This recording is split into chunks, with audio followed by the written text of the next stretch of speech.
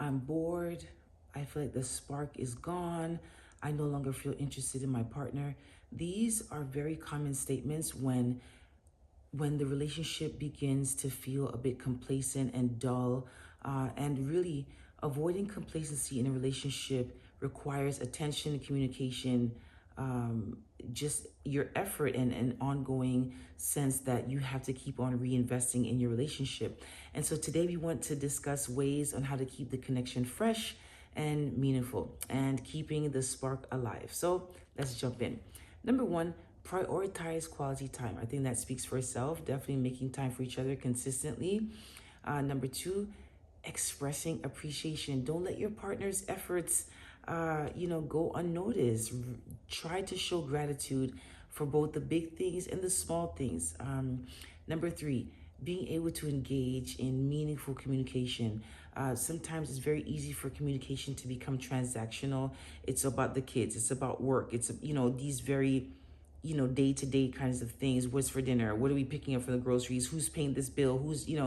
But it's really important to continue to talk about deeper topics like, your hopes, your goals, your dreams, your fears, because that does build intimacy between you and your partner. And number four is to celebrate each other's growth. I hope you're in a relationship where you can celebrate each other's growth and that your growth can also be celebrated. You want to be able to celebrate the wins of your partner, and I'm praying that you also have that opportunity, because being able to support each other's personal goals and growth is so huge, and being able to encourage hobbies and career ambitions, growth on a personal level really does strengthen the relationship.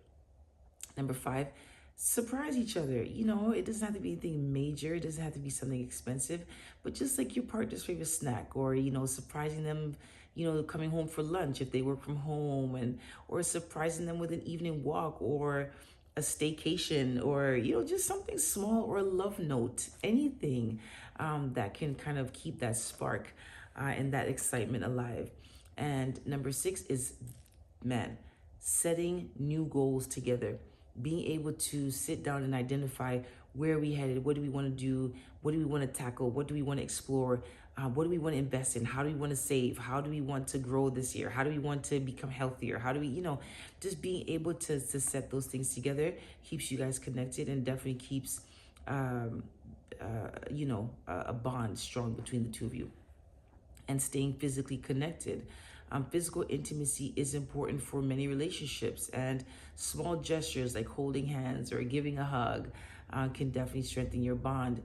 And being able to make time for physical connection regularly. And excuse me. Number eight, reflect on your relationship.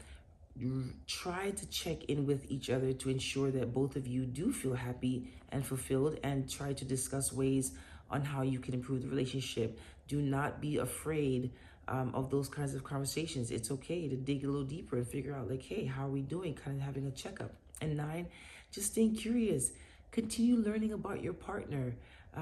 You'll be surprised that the person you met a few years ago or a few months ago, that they've started to evolve, they've started to change, and they like new things, they find new things interesting. And so just being able to keep a continuous sense of curiosity of who they are, how they're evolving, can be amazing in keeping your bond and that spark alive. And then lastly is to invest in yourself.